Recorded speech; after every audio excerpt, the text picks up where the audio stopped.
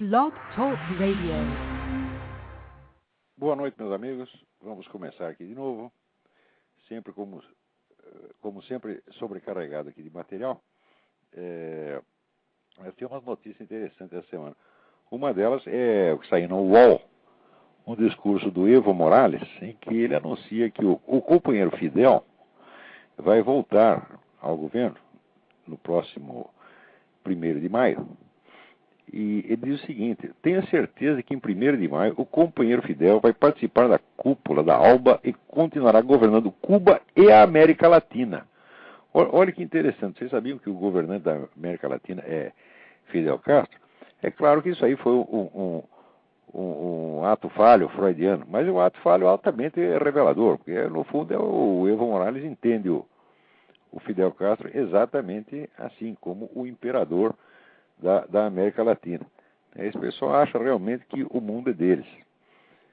Então, que o mundo está aí para eles fazerem o que quiserem, para eles moldá-lo à sua imagem e semelhança, conforme bem entendam. Agora, essa espécie de prepotência ingênua que esse pessoal tem, né, perante a realidade em geral, que acha que a realidade é matéria plástica, para eles fazerem com ela o que bem entender, isso aí você observa em tudo que esse pessoal esquerdista faz. Né? Inclusive, por isso mesmo, não se pode esperar de pessoas que têm essa mentalidade, não se pode esperar que consigam distinguir o verdadeiro do falso. Porque o verdadeiro do falso para eles é uma questão de jeito, e a distinção entre verdadeiro e falso para eles é uma questão de jeito. Quer dizer, você virando de um lado, virando do outro, você consegue fazer com que o falso fique verdadeiro. E pensando bem, isso não interessa. A única coisa que interessa é a vontade. Note bem, eu até no meu livro Jardim das Aflições, eu notava ali que, embora Karl Marx se dissesse um materialista, ele só entendia a natureza como cenário passivo da ação humana. Quer dizer, uma natureza inerme que está aí para ser transformada no que o ser humano bem entender, bem deseja fazer com ela. Então, na verdade, isso não é um materialismo, isso é um idealismo subjetivo coletivo. E, de fato, o marxismo é o último rebento de toda uma tradição subjetivista que vem, então, já desde a Renascença, começa com René Descartes. É claro que Marx não sabia que ele era subjetivista. Quer dizer, é uma estrutura que está embutida ali na obra dele e que ele mesmo não percebia, mas que é o fator determinante de toda a visão do mundo dele. Quer dizer, o sujeito humano é a única força agente no cosmos. O resto é só cenário ou matéria-prima, né? E é claro que pessoas formadas assim, quer dizer, elas têm uma vivência diferente das outras pessoas. Quer dizer, nós acreditamos que estamos num mundo real, num mundo que tem estruturas definidas, num mundo onde existe a natureza das coisas, onde existe uma matéria que nos resiste, existe uma estrutura material que não fomos nós que inventamos, não fomos nós que criamos e sobre a qual temos um poder limitadíssimo. Nós entendemos, por exemplo, que a ação humana, se tomada na sua totalidade ao longo dos milênios, ela mal chegou a arranhar um pedacinho da superfície de um planetinha muito pequeno. E todo o resto do cosmos está lá inabalável. Até esse negócio de aquecimento global é uma espécie de delírio de onipotência. Quer dizer, no fundo, esses camaradas que acusam a indústria de estar furando a camada de ozônio e mudando o clima do planeta, criando alterações cósmicas, está homenageando a indústria, está atribuindo à indústria um poder quase divino, que é de alterar a estrutura do cosmos. É evidente, vamos dizer, que uma só explosão de manchas solares afeta o conjunto do sistema solar mais do que tudo que o ser humano fez sobre a face da Terra, desde que ele existe aqui. Tá certo? Então, atribuir ao ser humano esse poder, ainda que para condená-lo, tá certo? Não deixa de ser uma homenagem, quase que uma divinização da indústria. Então, isso é uma espécie também, vamos dizer, de resíduo do delírio marxista, né, que via a indústria, a ação econômica humana, como o único fator efetivamente ativo no cosmos, né? Então, a última ponta, a última consequência, o último capítulo de um delírio subjetivo, do delírio da onipotência subjetivista que começa ali na Renascença. Por causa disso mesmo é que esse pessoal não tem, vamos dizer, não tem a distinção de verdade e erro. Para eles, a verdade é apenas aquilo que é conveniente ao desejo deles, à vontade. É claro que é uma vontade coletiva. Às vezes a vontade coletiva organizada, como a vontade do partido, às vezes é uma vontade coletiva que está disseminada sobre vários grupos que se sentem afins e se sentem, de certo modo, irmanados por um ideal, entre aspas, né? Ideal que, na verdade, ninguém consegue definir, porque se você definir o ideal, você está comprometido com ele. Tá certo? Então, o ideal, o tal do socialismo, a sociedade justa do futuro, né, ela tem que permanecer totalmente indefinida, né? Porque assim a sua conduta presente não pode ser medida e julgada em função desse ideal, né? Marx inventou essa história de que não se podia conversar muito sobre o socialismo futuro, ele sob a desculpa de que era perda de tempo, de que era um irrealismo, tá certo? De que eles deveriam agir cientificamente, mas na verdade esse adiamento sine die, né, da definição do que seria o regime perfeito que eles buscam é uma consagração da total irresponsabilidade histórica, porque qualquer mal que você faça está justificado em função do ideal futuro, mas também não pode ser cobrado em nome desse ideal futuro, porque o ideal é demasiado vago. O que, de vez em quando, algo da expectativa que os militantes têm, que os ativistas têm com relação a essa sociedade, transparece no discurso deles, mas não é para se falar muito sobre isso aí. Ninguém gosta de entrar muito nesse detalhe, porque daí poderiam ser cobrados, a responsabilidade deles poderia ser exigida em função desse ideal. Mas dentro dessa plasticidade com que eles veem o cosmos, né? O cosmos como massa assim, dúctil, moldável, do jeito que eles querem, é claro que o senso da verdade e da falsidade desaparece por completo.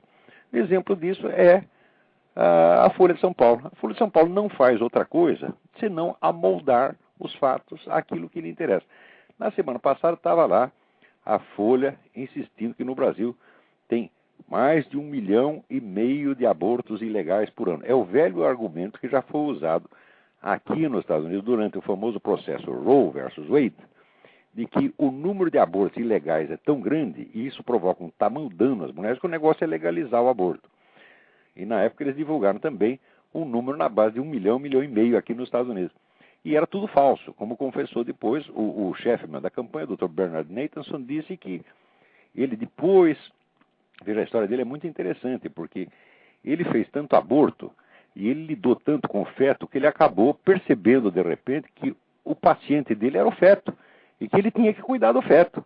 Tá certo? E daí ele se arrependeu dos abortos que fez e contou a história inteira de toda essa imensa trapaça que foi montada para forçar a aprovação da lei do aborto, para forçar o resultado do processo Roe versus Wade num sentido positivo ao aborto. Note bem que não foi só o Dr. Bernard Nathanson que falsificou. A própria queixosa do processo, esqueci o nome da mulher agora, que solicitava à corte autorização para fazer um aborto, alegando que tinha sido estuprada, agora ela confessou que ela não tinha sido estuprada coisíssima nenhuma, que ela foi induzida a dizer isto pelos líderes do movimento abortista. Então, o processo foi todinho uma farsa. E os argumentos científicos, entre aspas, usados eram mais farsa ainda. Diz o Dr. Bernard Nathanson que, na época, o total de abortos ilegais que tinha aqui nos Estados Unidos não chegava nem a 100 mil, mas que eles inflaram o número para mais de 1 milhão para impressionar as pessoas. Agora, a Folha está fazendo a mesmíssima coisa e usando como autoridade científica os mesmos institutos e as mesmas pessoas que, na época, ajudaram o Dr. Bernard Nathanson a mentir. Quer dizer, a Folha está vendendo para os seus leitores uma mentira de 30 anos atrás, já desmoralizada. Quer dizer, é muita cara de pau. Muita cara de pau. Está ouvindo aí, seu Otávio Frias? É muita cara de pau. Né? Por exemplo, o editorial da Folha do sábado, dia 28 de abril, chamado Aborto e Crime, diz assim, aspas, dentro ou fora da lei, o aborto induzido é uma realidade. No Brasil, estima-se que a cada ano até 1 milhão de mulheres interrompam clandestinamente a gravidez. Uai, 3 dias antes o jornal estava publicando que era mais de 1,5 milhão. Agora já é quase 1 milhão? Que porra é essa? Quer dizer, até onde vai essa elasticidade? Pode aumentar o número, diminuir o número, tá certo? Agora, vocês, por mais que mintam, acham que sempre tem razão, quer dizer, vocês representam o bem. Isso também é outra característica desse movimento esquerdista. Quer dizer, o movimento esquerdista é um movimento revolucionário no conjunto, quer dizer, não abrange só as pessoas que são formalmente esquerdistas, tá certo? Abrange todos que têm uma mentalidade revolucionária, que agem, que justificam os seus atos do presente em função de uma utopia futura, de um ideal futuro, qualquer que seja esse ideal. Esses camaradas são todos herdeiros daquelas seitas heréticas da Renascença, que consideravam que elas próprias eram, por assim dizer, a ação do Cristo sobre a Terra incumbida, então, de criar um mundo melhor. Quer dizer, não é o Cristo que ia salvar a humanidade, era eles que iam salvar a humanidade, tá certo? E daí, retroativamente, eles se tornariam, né, a ação do próprio Cristo, se não se tornassem o próprio Cristo. Isso quer dizer que eles se consideravam impecantes. O que quer que eles fizessem não era pecado. Se eles matassem, não era pecado. Se estuprassem, não era pecado. Se mentissem, não era pecado. Se trapaceassem, não era pecado. Porque, vamos dizer, a santidade deles estava na essência. Essa essência não era atingível pelos meros atos deles próprios. Não era sujável pelos meros atos. Esse sentimento está no fundo de toda a alma esquerdista. E está no fundo desse pessoal que faz a Folha de São Paulo. Todos eles têm esse sentimento de estar sempre do lado do bem, não importando o que eles façam. Ou seja, eles são julgados não pelos seus atos, mas pelo que eles chamam de suas intenções. Os outros são julgados pelos atos, e eles pelas intenções puríssimas que eles mesmos se atribuem, tá certo? E com a qual que eles usam então como embalagem dos seus atos. Então, a Folha já provou que está mentindo. Ela mesma se desmente. Um dia ela diz que é mais de 1,5 milhão e cita a autoridade de um salafrário, de um grupo de vigarista aqui dos Estados Unidos. No outro dia já abaixou, é quase 1 milhão. Que porra é essa? Quer dizer, esses 500 mil não faz diferença? E diz, dentro ou fora da lei, o aborto induzido é uma realidade. Como é que é isto? Ora, dentro ou fora da lei, o sequestro é uma realidade. Dentro ou fora da lei, o estupro é uma realidade. Dentro ou fora da lei, os assaltos são uma realidade. Dentro ou fora da lei, as balas perdidas são uma realidade. Dentro ou fora da lei, o narcotráfico é uma realidade. O que você quer dizer com isso? Que é uma realidade, então nós temos que aceitá-la e legitimá-la. Porque a lei que vai contra a realidade está errada. Mas a lei está aí justamente para limitar as possibilidades dos atos humanos, para excluir da realidade certos atos que estavam dentro dela. Se os crimes não fossem reais, ora porra, nunca seriam proibidos. O que é isso? Quem é que vai reagir contra um crime inexistente? Não é isso? Não se pode prender o assaltante inexistente, não se pode prender o ladrão inexistente, o estuprador inexistente. É porque essas coisas existem que elas são crimes. Quer dizer, que raciocínio é esse? Quer dizer, se é realidade, então não pode ser considerado crime. Mas o que é isso? Né? Quer dizer, isso é dupla mentira. Quer dizer, tem uma mentira na informação e uma mentira no raciocínio. O raciocínio é um raciocínio de gente perversa, gente que não tem senso da realidade e não quer ter. Eu acho que praticamente tudo que sai nesses artigos da Folha é assim. Quase tudo que sai ali, com exceção, né? Tem até um sujeito que escreve lá, que escreve maravilhosamente bem. É o único sujeito que sabe escrever na Folha de São Paulo. Quando fui ver é português. Ora, o brasileiro não sabe mais escrever. É um negócio incrível. Agora, esta sem vergonhice toda, não é só aí, não. Aqui também, quando teve a cerimônia aqui em homenagem às vítimas da Virginia Tech, da qual participou até o presidente Bush, tá certo? Aconteceram duas coisas extremamente irônicas. A primeira é que a oradora do negócio foi a mesma professora, eu até mencionei isso no artigo do Diário do Comércio, aquela mesma professora Nikki Giovanni, que meteu ideias racistas e assassinas na cabeça do coreano, o qual ela mesma sabia que era um desequilibrado. Quer dizer, ela mesma não aguentava o cara. Agora, se vocês leem os poemas dessa mulher, eles são mais assassinos até do que aquelas peças que o coreano escreveu. Depois, por ironia, esta mesma senhora, cujos pensamentos o coreano levou à prática, porque ela, nos poemas dela, ela incitava as pessoas a matar protestantes, judeus e brancos em geral, tá certo? Foi exatamente o que o menino tentou fazer, e queria matar a escola inteira. Essa mesma mulher foi escolhida, então, para homenagear as vítimas. E durante esta homenagem, né, a qual esteve lá até o presidente Bush e sua esposa, as autoridades religiosas presentes invocaram Alá, Buda, né, tudo que dizer, menos Jesus Cristo. Não se pode falar de Jesus Cristo. Como é que é isso? Note bem, o que armou aquele coreano contra o pessoal da Virginia Tech foi esse anti-americanismo, anticristianismo e anti-ocidentalismo radical. Esse ódio sem fim que as pessoas querem inocular na cabeça de todo mundo contra o Ocidente, contra a América e contra o cristianismo. Em seguida, na homenagem ao cristianismo, vamos dizer, é ofendido novamente, tá certo? Por ser excluído. Ora, aqui é o seguinte, tem muitos estados que se você entra com uma Bíblia na escola, você é suspenso, tá certo? Que se o sujeito, por exemplo, um chefe do corpo de bombeiros faz um discurso e termina o discurso dizendo God bless you, ele perde o emprego, tá certo? Isso acontece. Tem muitas escolas em que qualquer expressão de fé dentro da escola é proibida, pode resultar em expulsão do camarada. E, no entanto, no estado do Kansas, estão aqui fazendo, nos aeroportos, eles querem fazer pias para que os muçulmanos possam fazer as suas abluções. Porque o muçulmano, antes de fazer as 5 preces diárias, ele tem que lavar o rosto, lavar as mãos, lavar os pés. Quer dizer, é uma ablução ritual. Então, isso quer dizer que para o cristianismo tem só desprezo, opressão, cuspida, discurso de ódio, alegando que o discurso cristão é que é de ódio. Quer dizer, o ódio desse sujeito é tão evidente que eles só podem enxergar ódio em toda parte. Então, para o cristianismo é só ódio e repressão. Agora, para os muçulmanos, que são a comunidade da qual surgem os grandes inimigos atuais dos Estados Unidos, só paparicação, só carinho, só bondade, só generosidade. Eles têm tudo aqui. O sujeito que disser que muçulmano é discriminado dentro desse país é um mentiroso filho da puta. O muçulmano aqui é paparicado e protegido e está na posição de humilhar quem ele quiser. Esta é que é a verdade.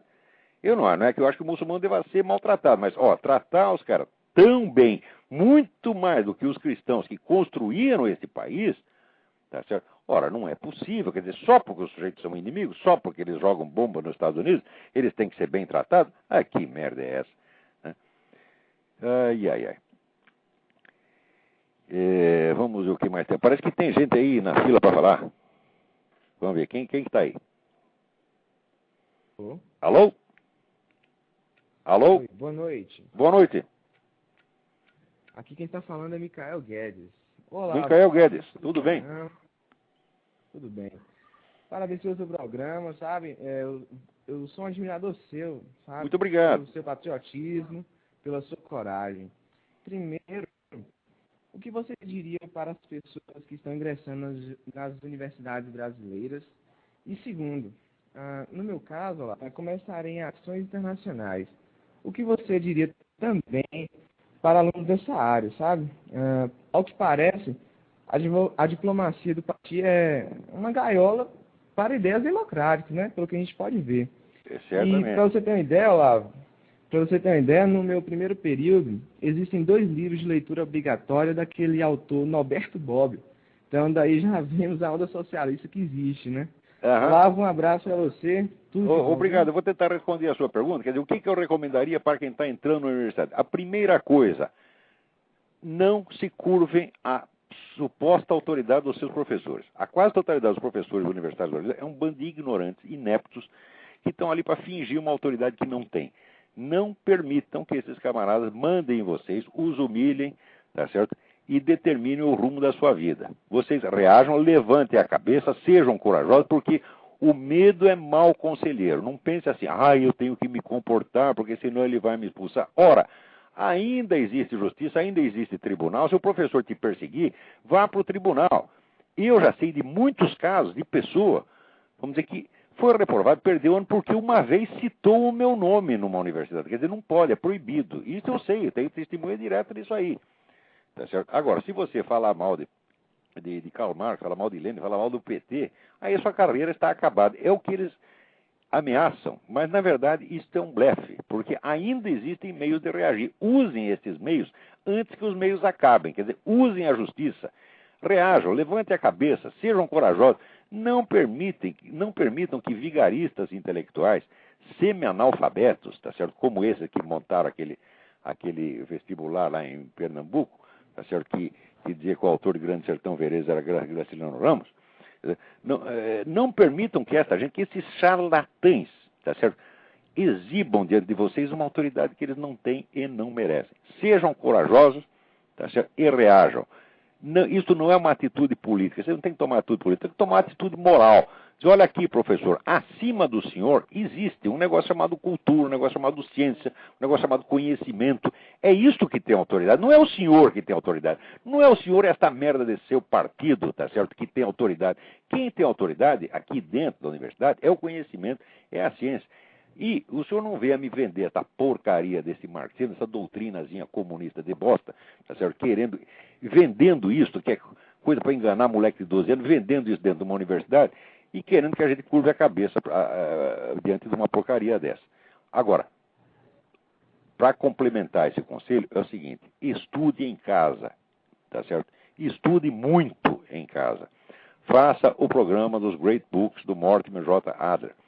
Se não puder comprar a série dos Great Books, que de fato é cara, aqui nos Estados Unidos a gente compra barato, tá certo? Você compra barato, usado, já tem de monte, milhares, mas aí no Brasil é caro. Você não precisa, você simplesmente pega a lista dos livros e compra em outras edições baratas em sebo, que tem quase tudo traduzido. Que não tiver traduzido para o Brasil, para o português, estará traduzido para o espanhol ou para o francês, uma coisa assim. Tá certo? E compra o livro do Adler, que é Como Ler um Livro, e siga o programa, tá certo? Você faz isso durante 4 anos, não vai ter professor universitário que tira farinha em cima de você. Porque esses camaradas não leram 10 livros na vida, tá certo? E se tentar ler, né, vai ter congestão cerebral, porque eles não têm força para isso. Então, esse pessoal fica arrotando a autoridade justamente porque não sabe nada. Porque quem sabe, explica, demonstra e prova. E não tem que usar autoridade, tá certo? Quer dizer, olha, eu estou dando aula há 30 anos, tá certo? Eu nunca usei desse tipo de autoridade. Vou te expulsar, vou te botar daqui, botar para fora daqui. Eu nunca usei isso aí. Eu não preciso usar isso. Por quê? Porque eu sei o que eu ensino, porra. Tá certo? E se o sujeito, um aluno, quiser bancar o gostosão para mim, ele será humilhado não pela minha autoridade burocrática, vai ser humilhado pelos conhecimentos que eu vou mostrar a ele, que eu vou tampar a boca dele. Eu nunca fugi de discussão com o aluno. Tá certo? Então, é por isso mesmo que quem estuda comigo, o sujeito pode chegar brabinho quando seja, porque ele entra lá cheio de ideia comunista. Discute. Chega uma hora que o nego vê que ele não pode, que eu estou sabendo o que eu estou falando. Tá certo? E daí o cara começa a pensar, porra, será que esse maluco tem razão mesmo? Então é melhor ir para casa ler uns livros. Assim, muitos alunos que chegaram, vamos dizer, com ódio a mim, terminaram excelentes alunos. Mas muitos mesmo, tá certo? Agora, esse pessoal universitário que não tem conhecimento, não tem autoridade legítima do conhecimento, autoridade intelectual legítima, eles usam autoridade burocrática, usam a pressão, usam a intimidação. É a prova de que são charlatães. Então, meu conselho é esse: não aceite esse jogo jamais. Se houver qualquer opressão em cima de você, procure um advogado, recorra à justiça e você vai ganhar. Muito bem. Tem mais alguém aí na fila? Então, enquanto não tem ninguém na fila, aí vamos ler mais um aqui. Esse aqui já é da semana passada. O Evandro Ferreira me pergunta assim: recebi uma newsletter do site Chiesa, quer dizer igreja, em que se diz que a Igreja Católica, com a publicação de um artigo sobre Romano Amério no La Civiltà Católica, dá uma guinada em direção ao reconhecimento da importância do pensamento da corrente tradicionalista. O que você acha disso? É verdade mesmo ou estou exagerando? Romano Amério era mesmo um pensador tradicionalista legítimo? Ele, olha, existem várias correntes e grupos que reagiram diferentemente às mudanças do Concílio Vaticano II. Tá certo? Não há entre eles uma unidade. Tá certo? Então, não sei como classificar o Romano Amério, mas que ele, vamos dizer, é um sujeito fiel à doutrina tradicional da igreja, sempre foi.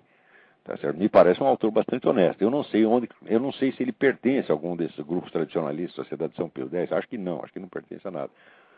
Mas, assim, como representante da tradição católica, e que, vamos dizer, como uma voz autorizada a denunciar tudo o que ele denunciou do que se passou no Concílio Vaticano II, que ali não é uma questão de gosto, não é que o sujeito não gosta disso porque é tradicionalista, não, porque ali houve coisa errada mesmo, objetivamente errada, a começar pelo malfadado Pacto de Metz, em que a igreja se comprometeu, vamos dizer, secretamente a não falar uma palavra contra o comunismo durante o concílio. Só isso já invalida o concílio inteiro. Você não pode vender a palavra da igreja aos comunistas em troca de nenhum favor. E o favor era ridículo, que era a participação de 5 bispos ortodoxos ali no concílio. Quer dizer, em troca de liberar 5 observadores, para participar como observadores, você vende a liberdade que a igreja tem de ensinar. Quer dizer, a igreja deixa de ser mãe e mestra só para que 5 bispos, que não somos nem católicos, posso lá assistir o negócio? Ora, porra, o que é isso? Isso é vender. Como tem ao mesmo tempo, já tinha o decreto de Pio XII, revalidado pelo próprio João XXIII, que punia com excomunhão automática qualquer católico que colaborasse com o regime comunista ou governo comunista. O cara que assinou isso, ele se auto-excomungou na mesma hora, que foi o cardeal Tisserand. E pior, ainda mentiu, disse que não tinha assinado nada. Quer dizer, quem divulgou isso depois foi o prefeito da cidade de Metz, que deu uma entrevista dizendo, não, os caras estiveram aqui, teve o pessoal do Vaticano e teve o pessoal do governo russo e do governo soviético que assinaram aqui o negócio. E depois a coisa acabou saindo no próprio Pravda em Moscou. Daí, como dizer, a mancha de batom na cueca. Aí a palavra do cardeal Tisserand foi para as picas, ninguém mais acreditava nele, aí a igreja tem que reconhecer, de fato, nós assinamos, mas foi para proteger os bispos ortodoxos, aquela conversa mole, tudo isso é uma picaretagem, tudo isso é uma hipocrisia sem mais tamanho. Quer dizer, o concílio foi vendido para o governo comunista, tá certo? Porque a omissão da igreja com relação ao comunismo, o silêncio criminoso da igreja, todo mundo fala do silêncio da igreja com relação ao nazismo, silêncio que não houve, porque Pio XII botou a boca no trombone. Hoje existem, estão à disposição dos pesquisadores, as gravações do programa de rádio que Pio XII fez. Na época que ninguém falava contra o Hitler, estava todo mundo abanando o rabinho por Hitler, o Pio XII era o único que falava. E ainda o pessoal acusa de não ter falado nada. Agora, com relação ao comunismo, não, desde o Concílio Vaticano II baixou uma cortina de silêncio, onde tudo aquilo que aconteceu na Indochina, com esses comunistas matando 3 ou 4 milhões de civis, quer dizer, é o mínimo de 3. É de 3 para mais. Isso não é estatística da Folha de São Paulo, não. Isso é contado, pesado, medido. Quer dizer, até 3 milhões de certeza, mas pode ter mais. O mais é que nós não sabemos. Quando aquele pessoal do Pol Pot, o pessoal invadiu ali, tomou o Vietnã do Norte, invadiu o Vietnã do Sul, ainda deu reforço para as tropas comunistas para tomar o Camboja e houve esse genocídio monstruoso, a igreja não disse um tostão, porque ela estava comprometidinha a ficar quieta. Ora, meu Deus do céu, como é que vocês querem, os senhores do Vaticano, os senhores cardeais, como é que vocês querem que as pessoas acreditem que vocês representam a autoridade do Cristo na Terra se vocês fazem uma coisa desta? Enquanto não pedir desculpa para isso, nós não podemos acreditar em vocês. Eu não sou um senhor de capra, não tenho capacidade, não conheço código de direito canônico suficiente para entrar nessas questões de se o mandato do Papa é legítimo, se as decisões do concílio, mesmo estando inspiradas pelo demônio, tem valor. Não sei, eu não entendo disso. Mas que a coisa toda está errada, está errada. Né? E o Romano Amério, ele vem, vamos dizer, divulgando isso faz bastante tempo. Né? E é claro que ele era odiado lá no Vaticano. E se agora decidiram escrever a respeito dele, quer dizer, decidiram romper a cortina de silêncio, ainda que discretamente, meio hipocritamente, como a Folha de São Paulo. Porque a Folha de São Paulo, assim, ela imprime 3.000 páginas de pró-esquerdismo, pró-abortismo, né, pró-lei da mordaça gay, e depois ela chama um sujeito para escrever 20 linhas contra. E diz, está vendo como nós somos democráticos? O Vaticano também fez a mesma coisa. O Vaticano perseguiu, excomungou, estrangulou e silenciou a voz dos conservadores, quer dizer, daqueles que permaneceram fiéis à igreja de 2.000 anos. Ela silenciou toda essa gente e depois publica lá um artiguinho sobre o Romano Amério. Ora, a mim não me convence. Isso aí é claro que diz que a hipocrisia é uma homenagem que o vício presta à virtude. Quer dizer, se o Vaticano foi hipócrita o suficiente para falar alguma coisa do Romano Amério, depois de ter feito silêncio durante tantos anos, isso pelo menos é um reconhecimento. É como dizer, olha, nós somos hipócritas, quer dizer, nós não temos a coragem de mentir até o fim. Nós queremos fingir que aceitamos um pouquinho da verdade. Ora, esse negócio, toda essa conduta desse pessoal do Vaticano, desde o Concílio Vaticano II, não tem desculpa. Eu não sei, vamos dizer, qual a atitude teológica que vamos tomar diante disso. Eu não sei e nem me cabe saber. Né? Quer dizer, como que isso deve repercutir na alma do fiel, o que o sujeito deve fazer. Quer dizer, quando ele percebe que toda a cúpula da igreja, toda vendida, o que ele faz? Eu também não sei o que fazer. Tá certo? Eu me lembrei o seguinte, eu me lembrei que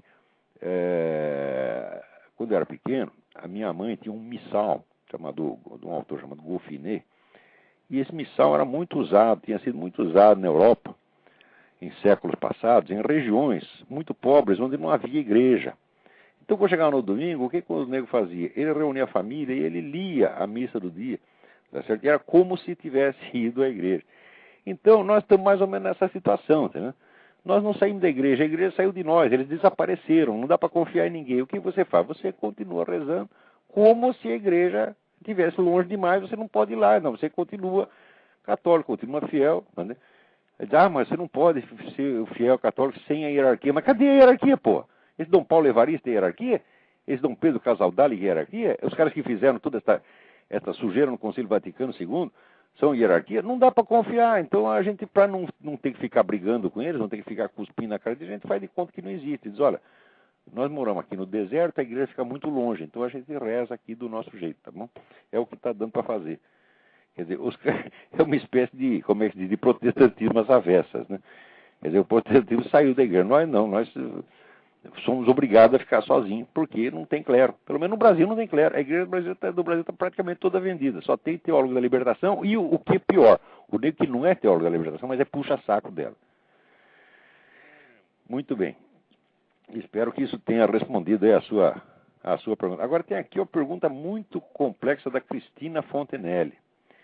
Tenho notado que, apesar do mundo estar caminhando para a realização do megalômano sonho da grande pátria universal, ONU, banqueiros, uniões continentais, tribunais mundiais, religião ecológica e partidária, etc., há uma nova corrente que me parece partida de dentro dos Estados Unidos, talvez uma ruptura entre os grandes senhores do mundo, pretendendo resgatar a ocidentalidade, principalmente nas dissidências, a resistência democrática da ex-União Soviética, da Índia e da América do Sul. Acho isso por causa da força que tem sido dada a correntes de pensamento antiglobalistas dentro dos Estados Unidos. Aos chineses que estão se desfiliando do Partido Comunista e aos projetos tipo PAC para o desenvolvimento, já que pressupõe investimentos de grande porte em infraestrutura. Olha, Cristina, eu acho que isso aí existe. Eu não sei se isso é uma corrente definida, organizada, não consigo traçar exatamente o limite, mas essa tendência, ela já existia antes e ela continua existindo agora. Eu também não sei se todos os fenômenos que você associa a essa corrente estão realmente associados a ela. Mas que existe, vamos dizer, por um lado existe uma resistência a esse globalismo galopante, desses malucos Rockefeller, etc., que são desses utopistas que acham que sabem tudo e querem construir um mundo planejado. Daqui a pouco eu vou voltar a esse assunto de mundo planejado. Existe muita resistência a isso dentro dos Estados Unidos e dentro, vamos dizer, da classe dominante aqui, tá, né? Tem gente que gosta, tem gente que não gosta. Agora, pode ser que uma parte dos próprios globalistas tenham percebido já os riscos disso e tentado garantir pelo menos os Estados Unidos, né? Então, acabam sendo um pouco patriotas por medo das consequências que suas próprias ambições globalistas já estão desencadeando, né? Quer dizer, que eu acho que a sua teoria não tá errada, não, mas o negócio. Essas coisas a gente tem que estudar com muito cuidado. Eu acho que eu tenho quase a certeza de que, vamos dizer, a quantidade, vamos dizer, de mentira e de esquemas de manipulação que tem sobre a mídia mundial hoje, torna quase impossível você mapear com clareza o que está acontecendo. A gente fica sabendo das coisas, a gente obtém as provas 20 ou 30 anos depois de que as coisas aconteceram, tá entendendo? E olha que eu pesquiso o dia inteiro, tá certo? E na cabeça eu tenho mais perguntas do que resposta, eu tenho mais dúvidas do que evidências, né? Mas eu acho que em princípio, como hipótese, eu acho que é muito viável, Cristina. Continue estudando e buscando uma resposta por aí, sem a pressa de chegar a uma conclusão, porque no Brasil é obrigatório você ter opinião final sobre tudo, né? Você tem que dar sim ou não, se é contra ou a favor, tem que ser contra ou a favor, né? Isso é loucura, claro. Primeiro a gente tem que proceder, vamos dizer, como um juiz honesto. O juiz honesto, ele não sentencia antes de ter lido todos os autos, obtido todas as provas, examinado com muita ponderação tudo de todos os lados. Então, essa coisa aí, saber o que está acontecendo nesse esquema globalista é extremamente difícil, tá certo? Não porque a coisa seja muito secreta, mas porque há um excesso de material contraditório. Muito bem. Agora, aí no Brasil, o bonito é estas senhoras, tá certo, que se ofendeu porque diz que as mulheres se tornaram muito vulgares, ordinárias e cheias de silicone. Diz, olha, são algumas toneladas de silicone, realmente. Ora, se não existisse isso, a indústria do silicone não teria prosperado tanto. Ou será que essas senhoras, essas deputadas que estão ofendidas com o Clodovil, querem me enganar que somente os travestis usam silicone e que elas não usam jamais? Ora, o que é isso, dona? As senhoras são vaidosas mesmo. Quer dizer, o sentido da palavra ordinário não sei exatamente o sentido que o Clodovil quis dar, tá certo? Mas se eu dizer que são vulgares, vaidosos, ocas, cabeça oca e cheia de silicone, eu acho que pelo menos de uma certa classe social para cima são assim mesmo, quem é que não sabe? Tá certo? E talvez estas mesmas, né, deputadas que ficaram brabinhas, né? E ficaram bravas porque o sujeito ele foi aplaudido quando disse: hoje em dia a mulher trabalha deitada e descansa em pé.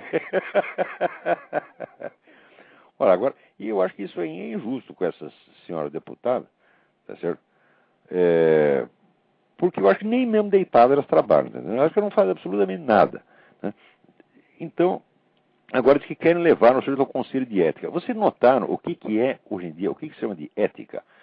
Ao longo da história humana, todos os códigos morais que existem, tá certo, foram elaborados ao longo dos tempos com grande dificuldade, baseado na experiência e na avaliação da experiência, que de vez em quando a experiência de séculos era condensada por sábios, por profetas, por filósofos, por grandes legisladores, tá certo? Então, era um Solon, um Platão, um Moisés, eram pessoas deste nível, quer dizer, pessoas seres humanos da mais alta qualidade que já existiu, eram estes que condensavam, não é que eles ditavam como queriam, não, eles condensavam a experiência coletiva, tá certo? E aquilo que tinham, vamos dizer, absorvido da sua vida espiritual, e transformava aquilo em normas morais. É assim que se faz. Agora, hoje em dia, como é que se produzem normas morais? Normas morais significa um grupo de interesse.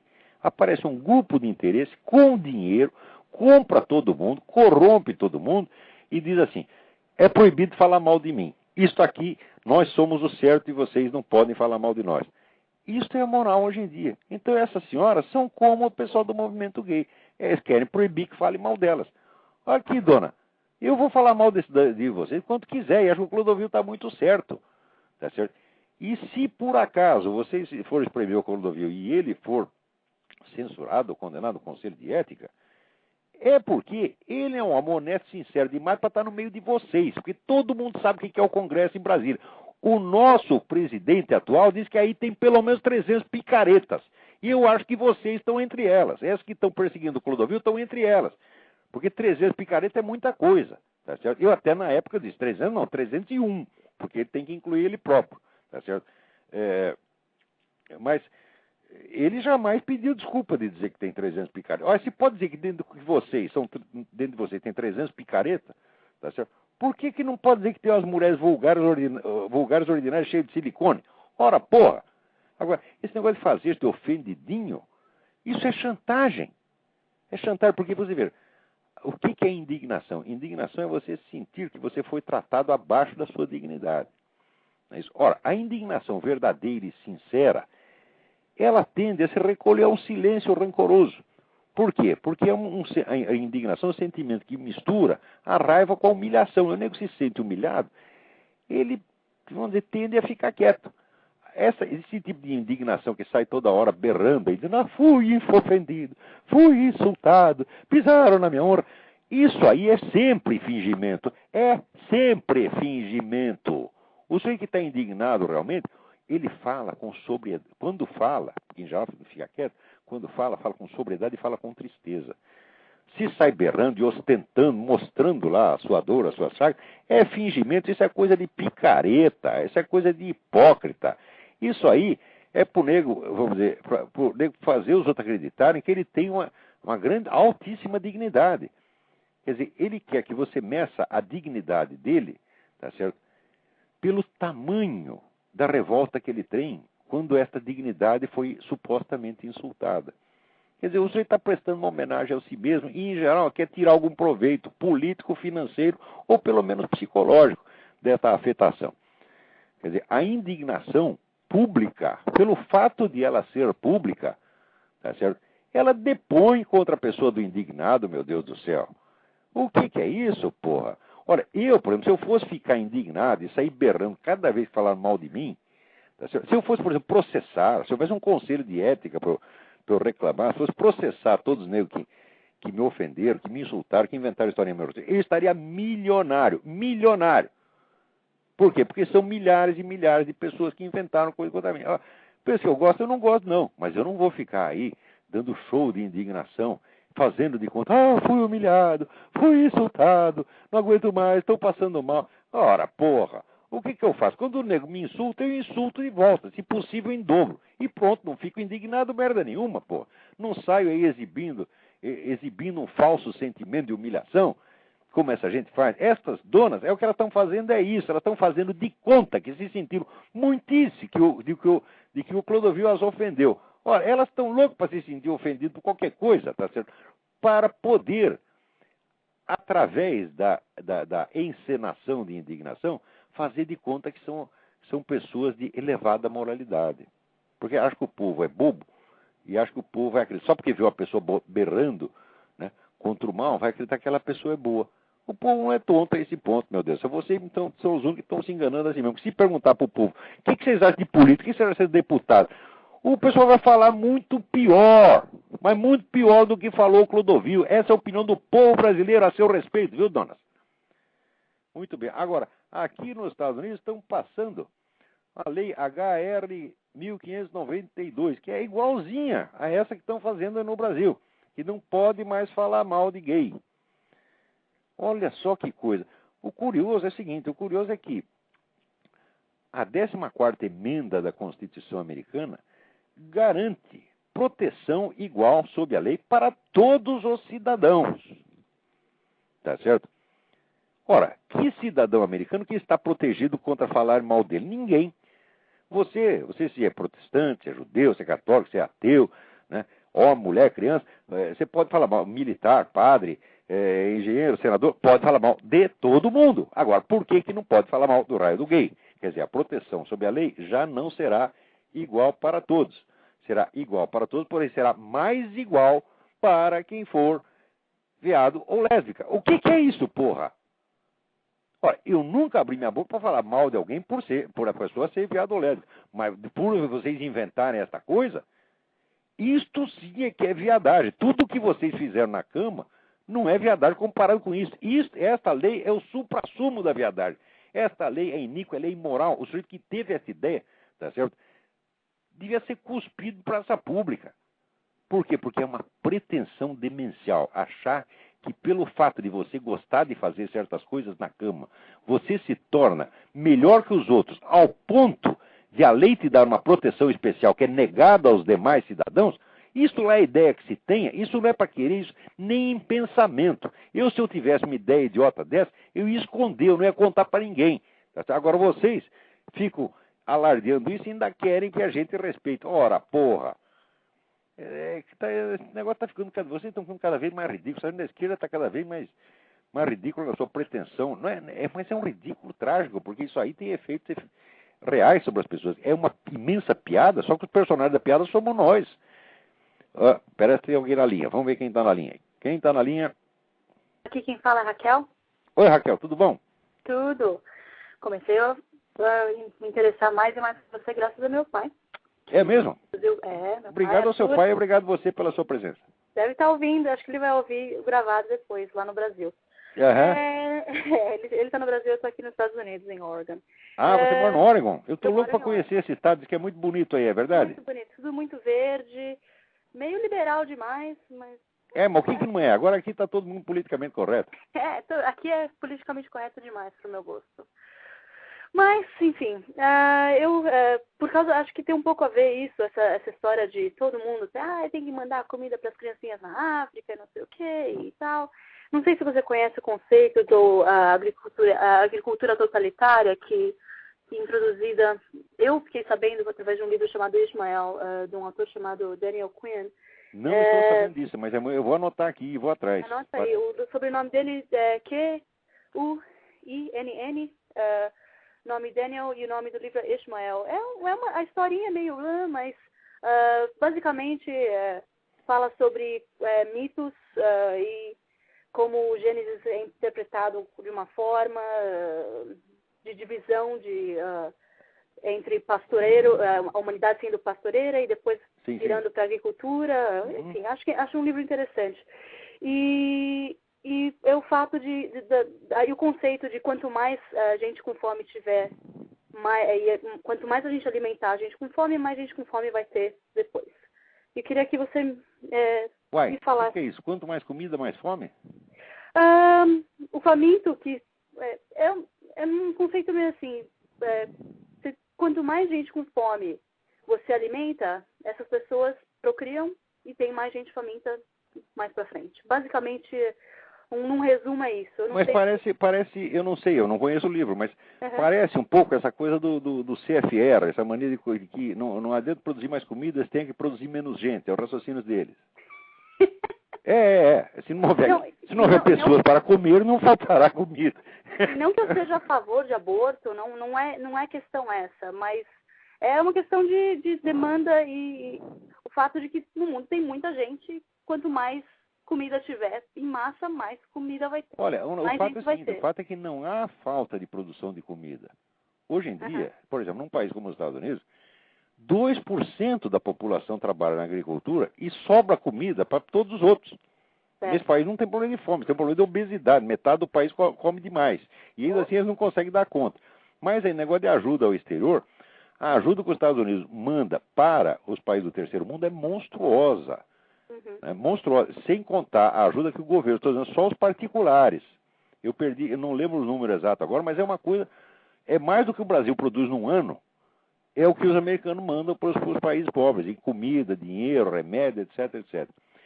Este país ainda tem, mas apesar de todo esse negócio politicamente correto, esse país ainda tem um senso cristão do amor ao próximo, que é uma coisa que no Brasil você não vê mais. No Brasil as pessoas não têm raiva umas das outras. Agora eu aqui que moro no interior da Virgínia, eu sinto que as pessoas têm uma certa delicadeza, elas se preocupam com os outros.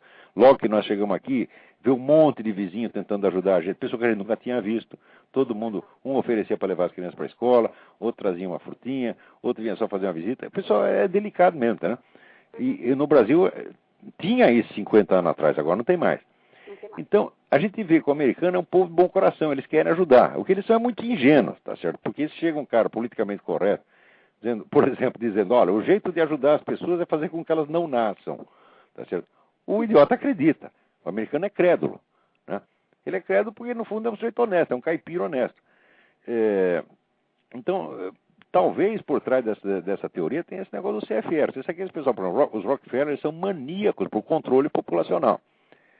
E os idiotas não perceberam o seguinte, eles inventaram o negócio de controle populacional, 40 anos atrás, porque achavam que nos países pobres tinha gente demais, então tinha que diminuir. Daí eles lançaram a campanha pelo controle da natalidade, só que a campanha pelo controle da natalidade só pegou nos países ricos. Então nos países ricos ninguém mais quer ter filho. Deu ao contrário, a campanha funcionou exatamente ao contrário. Os países pobres, sobretudo os países árabes, continuaram se multiplicando que nem os loucos. E na Europa e nos Estados Unidos ninguém mais quer ter filho. Nos Estados Unidos pouco menos. Mas na Europa ninguém quer ter. Então quer dizer que a população europeia está diminuindo e esses países todos estão sendo invadidos pelos imigrantes. Esse problema todo da imigração começou, devia cobrar desse Rockefeller. O senhor que inventou esse negócio da controle da natalidade, todo mundo, aqui os idiotas da Europa acreditaram.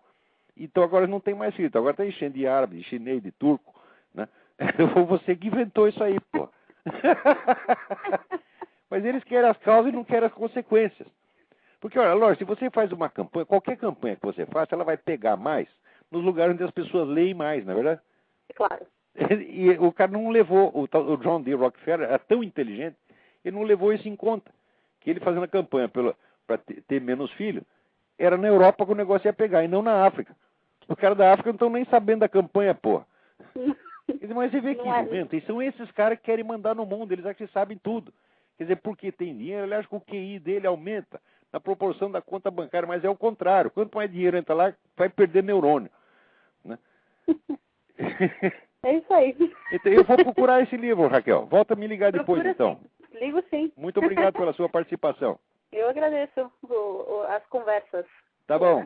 Um grande abraço, tchau. Pra você também. Tchau, tchau. Tem mais alguém aí na fila? Né? Também eu tinha um recadinho aqui para um rapaz que me mandou. Olha, estou lhe mandando um artigo e daí ele postou o artigo e não tem um artigo. Peraí, eu preciso achar aqui no meio desta papelada. Ah, tá aqui. Márcio Davi Silva de Matos. Professor, segue um pequeno artigo para ler e se divertir. Abraço, Márcio Davi. Embaixo tem a identificação dele, telefone dele, mas não tem um artigo. Então, por favor, Márcio, me manda esse artigo de novo. Tá certo? Eu prometo que eu vou ler com toda atenção. Agora aqui mais um comentáriozinho. Ailton Flores pergunta: cara, senhor Olavo, li sua matéria sobre os sitting ducks, os alunos da escola pública, e não entendi uma coisa do raciocínio. Segundo o senhor, o fato dos professores estarem desarmados facilitou o trabalho do maluco. Apesar de não possuir armas, não acredito em desarmamento como solução dos problemas da criminalidade. Não as possuo porque sei que seria capaz de usar uma delas para dar fim a muita gente que me incomoda. Eu jamais faria isso. Eu sempre tive armas. Eu vou contar uma coisa. Eu ganhei a minha primeira espingarda quando eu tinha 8 anos. 8 anos de idade, tá certo? A gente saía para caçar. Ainda fiquei com o inveja do meu irmão, porque eu ganhei uma espingarda de um tiro só e ele ganhou uma espingarda de repetição. Quer dizer que ele era mais evoluído. Achavam que ele era mais evoluído do que eu. Devia ser mesmo, porque eu era um perfeito idiota. Mas ganhei com 8 anos. Não matei ninguém, matei umas cobras, que eu saiba. Nunca me passou pela cabeça atirar em nenhum ser humano. A única vez que me passou foi quando entrou 4 negros armados na minha casa. Daí eu pensei, vou atirar nos 4. Mas não foi preciso atirar em nenhum, porque o primeiro tiro que eu dei simplesmente pro ar, os 4 estão correndo até hoje. Daí avisou a polícia levou apenas 1h30 para chegar lá no lugar. Se eu não tivesse armado, estaria morto. Foi a única vez que eu pensei em atirar em alguém. Mas nem foi preciso. Foi só nesse momento. Nunca me passou pela cabeça esse impulso. Se você sente essa ideia, você tira isso da cabeça. Né? Diga para você mesmo, assim, perante sua consciência, perante Deus, eu nunca matarei ninguém. Só matarei em defesa própria. Por mais que eu odeie uma pessoa, se eu odeio o nego, eu falo mal dele, eu vou lá dar um pé na bunda dele, mas atirar na pessoa, jamais. Mas vamos continuando. Ele acha assim que o fato de qualquer um aqui poder comprar arma tem algo a ver com isso. Não tem. Pelo seguinte, você vê, a proporção de pessoas que têm arma aqui é a seguinte: metade do país tem arma. Metade dos Estados Unidos é a população do Brasil. São 150 milhões de pessoas. 150 milhões de americanos têm armas e, em geral, não tem uma só. Tá certo? Tem pelo menos um revólver, uma espingarda. O número de pessoas que tem várias armas para caçar, por exemplo, aqui na Virgínia, é monstruoso. Este é o comércio de armas. No meio disso, tem um ou outro maluco que também compra. Agora, se não comprasse no comércio ilegal, se ele quer matar, ele vai no comércio ilegal exatamente como no Brasil. No Brasil, a coisa é muito mais difícil comprar arma do que aqui, porque aqui você vai na esquina e compra, tá certo? E não precisa de licença, não precisa nada, até para não dizer que não precisa de licença. Chega na loja e pergunta assim: o que precisa para ter uma arma? Precisa ter uma licença de caça. Daí você pergunta: onde é que tira a licença de caça? Deus diz, é aqui mesmo. E já te dá a sua licença de caça e você sai daí com a arma e mais a licença de caça. Quer dizer, é tudo facilitado para você ter arma. Por quê? Porque eles confiam no cidadão. Eles não acham, que nem no Brasil, assim, no Brasil o governo acha que é uma população de criminosos, que os únicos santinhos são os caras do governo, quando nós sabemos que é exatamente o contrário. É uma população de gente muito boa. O brasileiro é um povo muito bom, tá certo? E governado por um bando de filho da puta, tá certo? Criminoso, associado com narcotraficante, associado com assassino, tá certo? E tem um monte de gente lá que tem assassinato nas costas, tá certo? Tem muito ministro lá que tem assassinato nas costas. Todos nós sabemos quem são. Então, agora, aqui nos Estados Unidos ainda tem a tradição de que o governo é do povo, não é o povo que é do governo. Quer dizer, não é o governo que tem que determinar se o povo é confiável ou não. O povo é que tem que determinar se o governo é confiável. Então, se o povo não pode ter armas, o governo também não pode, porra. Que absurdo é este? Quer dizer, um povo que não é capaz de cuidar de si, de ter a sua arma e de usá-la bem, usá-la com sabedoria, não pode ter um governo que preste. Agora você vai dizer que deste povo, se o povo fosse assim, um bando de assassinos, ia sair dali um governo bom que ia retroativamente controlar o povo para que ele não fizesse o mal. Isso aí é o Barão de Munchausen se puxando para fora da água pelo cabelo. Isso é um raciocínio impossível, porra. Agora, é claro que existe a margem de erro, só que a margem de erro aqui é muito menor do que no Brasil. Com toda a liberdade que tem de possuir arma aqui, e com o dobro da população brasileira, aqui não chega a ter 1/5 dos crimes violentos que tem no Brasil. Com outra diferença é que aqui os crimes violentos são punidos, a polícia vai atrás, pega os negros, manda para a cadeia, tá certo? E eles ficam lá 20, 30 anos, isto quando não vai para a cadeia elétrica. Quer dizer, aqui, de fato, o crime não compensa. Agora, no Brasil, compensa. Tá certo? Então, o fato de poder comprar arma não tem nada a ver com isso, ao contrário. Agora, se todo mundo tem arma, se todo mundo pode ter arma, tá certo? O homem honesto pode ter e o bandido pode ter, por quê? Porque ninguém nasce com o rótulo de bandido na testa, tá certo? Até que o sujeito faça um crime, não se sabe que ele é um criminoso. Mas se ele faz, vamos dizer, o primeiro crime, então daí não é que ele não pode mais ter arma. Não, a vida inteira dele é controlada. Aqui, por exemplo, tem o site da Polícia de Virgínia, você clica lá o site, eles te dão nome, endereço, fotografia de todos os bandidos que moram na região. Você quer saber, cadê o estuprador de criancinha, molestador de criança? E tem uma ficha aqui no computador, todos os molestadores de criança, que eu sei onde mora e sei a cara do sujeito. Se eu ver na rua, né, até passei aqui para as meninas, ó, se você vê esse cara aí, sai correndo, né? Quer dizer, o sujeito está manjado, está fichado. E, de certo modo, até onde é possível, o crime está sob controle, embora seja um país imenso e dificílimo de controlar. O pessoal diz, não, na Suíça tem menos crime. Fala, claro, mas o Suíça é uma titica de galinha. E, aliás, todos os suíços estão armados. O suíço faz serviço militar, leva o fuzil e as balas para casa. Quer dizer, que vamos dizer, lá é o povo que está armado, é o povo que manda no governo. É assim que tem que ser. E no Brasil também. E não vem dizer, isso é por causa do nível de instrução. Não. Aqui nos Estados Unidos já era assim antes que o povo tivesse instrução. Porque se você vai tratar o negro como se fosse criancinha, dizer, ele não pode ter arma, ele não pode beber, ele não pode fumar, ele não pode fazer isso, ele nunca vai crescer, porra. Tem que entregar a responsabilidade na mão. Ó, tá aqui seu emprego, tá aqui o seu salário, tá aqui as dívidas que você tem para pagar, tá aqui sua responsabilidade penal, tá aqui sua arma, tá aqui seus cartuchos, vê lá o que vai fazer, hein? Te cuida. É assim que tem que ser, porra. Todo mundo tem que ser tratado como homem adulto. E todos têm que ter a honra respeitada. E o direito de ter armas faz parte da honra e da dignidade humana. Agora, os professores e funcionários das escolas foram desprovidos dessa honra. Eles são tratados como crianças. Só vocês não podem ter armas aí porque é perigoso. Por quê? Porque eles acham que os professores vão sair dando tiro nas criancinhas. Né? Porra, que merda é essa? E se você não confia no sujeito ao ponto dele não poder ter uma arma, como é que você confia a educação das crianças a ela? Eu acho que se o sujeito tem o poder, vamos dizer, de meter ideia na cabeça dos meus filhos, ele está tendo autoridade sobre meu filho. E se ele tem essa autoridade, por que ele não pode ter? Se nós confiamos nele ao ponto de confiar, entregar a ele a educação das crianças, como é que vamos dizer, ao mesmo tempo que ele é um débil mental, um irresponsável que não pode ter uma arma? Então, as escolas, vamos dizer, estão sempre desarmadas, as escolas estão sempre à mercê e nunca há policiais suficientes para tomar conta. Porque, vamos dizer que aqui na Virgínia, metade da população está armada. Quer dizer, se tivesse, vamos dizer, 100 professores numa escola, você pode contar que pelo menos 50 deles teriam armas. E desses 50, uns 10 talvez levassem a arma no carro, até na cinta, entendeu? Porque aqui você pode ter arma, mas você não pode esconder. Para esconder é que você tem que ter, para andar com a arma embaixo do paletó, é que você precisa ter licença. Então podia ter ali uns 5 que tivessem licença. Seria suficiente para meter uma bala na cuca desse coreano maluco e acabar com a coisa logo no começo. Quer dizer, no primeiro ou segundo que ele matasse, já acabava a conversa. Quer dizer, é o direito natural de legítima defesa que todos têm que ter e as escolas também têm que ter. Agora, se o Estado inteiro tem esse direito, quer dizer, você sabe que se você entrar na casa de qualquer virginiano, porque aqui o território é sagrado, o crime de trespassing, quer dizer, você entrar, invadir, sem a permissão do cara, o sujeito cruzar o seu portão sem a sua permissão já é crime, tá certo? Então, todo o Estado tem o direito de se defender contra o trespassing, mas as escolas não.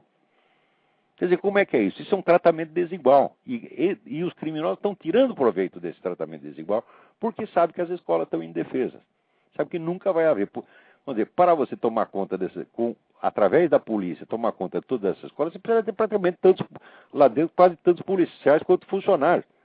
Quer dizer, quantos policiais você precisa para tomar conta de escolas que tem 4 mil, 5 mil, 20 mil alunos?